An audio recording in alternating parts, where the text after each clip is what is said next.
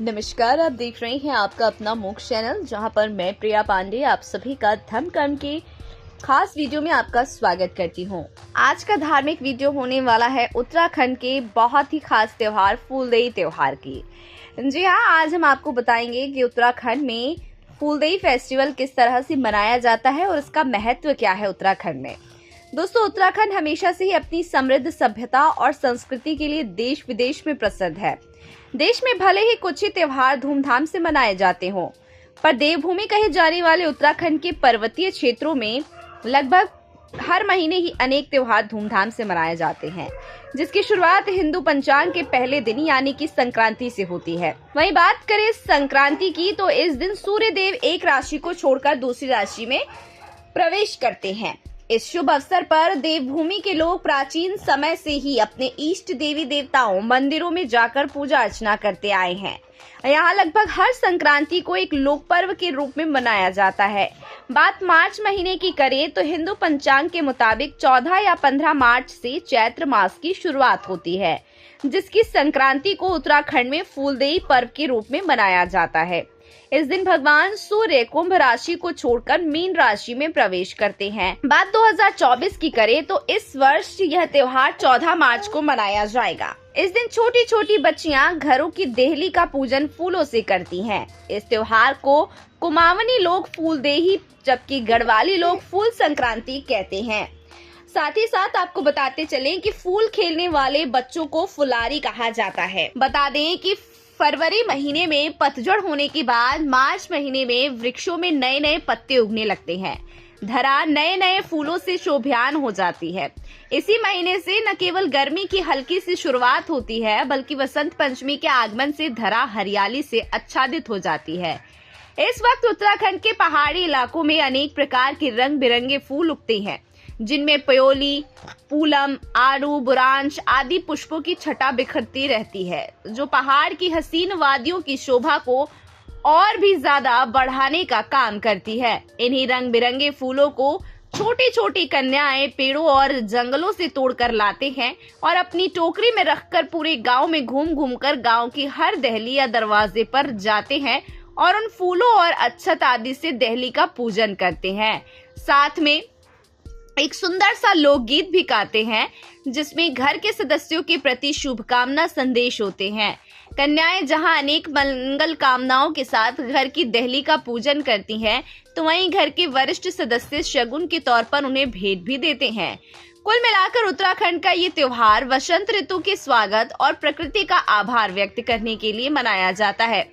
इस खूबसूरत त्योहार का आगाज कब से हुआ, इसके बारे में तो कोई स्पष्ट जानकारी नहीं मिल पाती है, लेकिन इसकी उत्पत्ति के बारे में पहाड़ों में अनेक लोक कथाएं प्रचलित हैं, जिनके मुताबिक सदियों पहले जब पहाड़ों में घोघाजीत नामक राजा का शासन था, उसकी घोघा नाम की एक पुत्री थी। कहा जाता है कि घोघा प्रकृति प्रेमी थी, परंतु एक दिन छोटी उम्र में ही घोघा कहीं लापता हो गई, जिसके बाद से राजा घोघाजीत काफी उदास रहने लगे।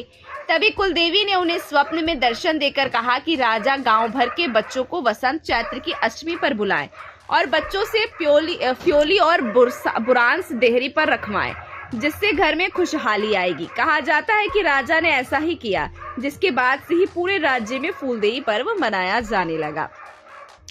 साथ ही साथ एक और लोक कथा के मुताबिक फ्योली नामक एक वन कन्या थी, जो जंगल में रहती थी। जंगल के सभी लोग उसके दोस्त थे, उसकी वजह से जंगल में हरियाली और समृद्धि थी। एक दिन एक देश का राजकुमार उस जंगल में आता है और उसे फ्योली से प्रेम हो गया। वह उससे शादी करके उसे अपने देश ले गया। कहा जाता है कि इस दिन के बाद यहाँ पेड़ पौधे मुरझाने लगे, जंगली जानवर उदास रहने लगे। वहीं फ्योली को अपने ससुराल में मायके और अपने जंगल के मित्रों की याद आने लगी, पर सास उसे मायके जाने नहीं देती थी। बार बार प्रार्थना करने के बाद भी जब ससुराल वालों का दिल नहीं पसीजा, तो एक दिन मायके की याद में तड़पकर फ्योली मर जाती है। ससुराल वालों द्वारा उसे जिस जगह पर दफनाया जाता है, वहाँ कुछ समय बाद पीले रंग का एक सुंदर फूल खिलता है, जिसे फ्योली के नाम से ही जाना जाता है। फूलदेई पर इसी फूल का सर्वाधिक प्रयोग किया जाता है। आपको बताते चलें कि घरों की देहली का पूजन करने वाली कन्याएं इस दौरान एक गीत भी गुनगुनाती हैं। फूल देई छम्मा देई देड़ी द्वार भर भकार, इस गीत का शाब्दिक अर्थ क्या है? इस गीत का शाब्दिक अर्थ है फूल देई, देहरी फूलों से भरपूर और मंगलकारी हो। क्षमा देई, देहरी क्षमाशील अर्थात सबकी रक्षा करे। डैणी द्वार, देहरी घर और घर व समय सबके लिए दया अर्थात सफल हो। भरी भकार, सबके घरों में अन्न का पूर्ण भंडार हो। प्रकृति के प्रति आभार और लोगों की मंगल की कामनाएं करने वाला ये पर्व 8 दिनों तक मनाया जाता है। इस दौरान चावल और गुड़ से बच्चों के लिए अनेक तरह के पकवान बनाए जाते हैं। यह लोक पर्व इस ओर भी इशारा करता है कि प्रकृति के बिना इंसान कुछ भी नहीं है। आपको बता दें कि चैत्र महीने की संक्रांति से ही पहाड़ में भिटौली पर्व की भी शुरुआत हो जाती है। पूरे महीने चलने वाले इस पर्व के दौरान लड़की के मायके वाले अपनी बेटी को उपहार देने उसके ससुराल जाते हैं, जिसका बेटियां बेसब्री से इंतजार करती हैं। तो दोस्तों, उत्तराखंड में मनाए जाने वाले इस फूलदेई त्योहार के बारे में आशा करती हूँ खास जानकारियां आपको मिली होंगी और लोक कथाएं आपको बड़ी प्यारी लगी होंगी। अगर आपको हमारे द्वारा दी गई ये खास जानकारियां पसंद आई हो तो इसे लाइक, कमेंट, शेयर करके जरूर बताइएगा।